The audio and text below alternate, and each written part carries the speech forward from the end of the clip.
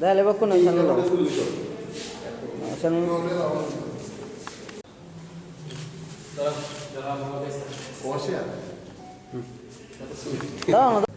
আমরা বিএসইউ মেধা অন্বেষার পক্ষ থেকে গত 3 বছর যাবৎ আমরা বিভিন্ন প্রোগ্রাম করে আসছি, এটা আপনারা জানেন, এবং আপনাদের সহযোগিতায় আমরা প্রত্যেক সময় পেয়ে যাচ্ছি। তো আমরা করোনা আবহে গত জুন মাসে আমরা অনলাইনে একটা আর্ট কম্পিটিশন করেছিলাম সারা রাজ্যব্যাপী। এখানে 1500-র মতো অংশগ্রহণ করেছিল ড্রয়িং কম্পিটিশনে। 5টি বিভাগে, নার্সারি থেকে কলেজ স্তর পর্যন্ত 5টি বিভাগে মোট 26 জনকে পুরস্কৃত করা হবে।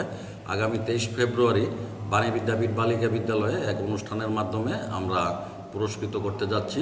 এবং এবার যে জাতীয় কলা উৎসবে যারা ত্রিপুরার মুখ উজ্জ্বল করেছে, ত্রিপুরার প্রথম, দ্বিতীয়, তৃতীয় হয়েছে সঙ্গীত নৃত্যে, তাদেরকেও আমরা স্মারক জ্ঞাপন করব। তাছাড়া আমরা করোনা আবহে উদয়পুর এবং সোনামুড়াতে প্রায় 200 সংখ্যালঘু এবং উপজাতি দরিদ্র জনগণের মধ্যে আমরা বিভিন্ন খাদ্য সামগ্রী বিতরণ করেছি। এবং রাজ্যের প্রতিটা মহকুমাতে আমরা করোনা সম্পর্কিত প্রচারের জন্য ফ্ল্যাক্সও দিয়েছি আমরা, যাতে মানুষ এটা থেকে জানতে পারে।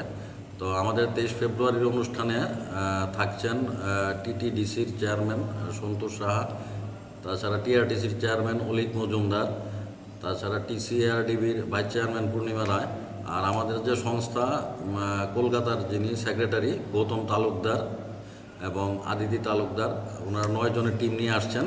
এবং সবচেয়ে সুখবর হচ্ছে উচ্চ ক্ষমতা সম্পন্ন 2টা টেলিস্কোপ আনা হচ্ছে ত্রিপুরার জন্য।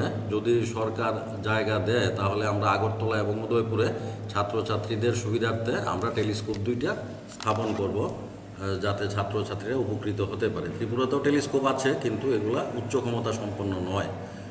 তো আজকে আমাদের সাংবাদিক সম্মেলনে আমার সঙ্গে আছেন সিপাহীজলা জেলার কনভেনার আব্দুল হক এবং হিন্দুস্তান ট্যুর অ্যান্ড ট্রাভেলসের পরীক্ষিত দে। আমাদের এই প্রোগ্রামের স্পন্সর হিসাবে থাকছে হিন্দুস্তান ট্যুর অ্যান্ড ট্রাভেলস। তো আমরা আশা করব আপনারা 23 ফেব্রুয়ারি অনুষ্ঠানে যাবেন দুপুর 12টায়, এবং সেই অনুষ্ঠানটা আপনারা কভার করবেন। ধন্যবাদ।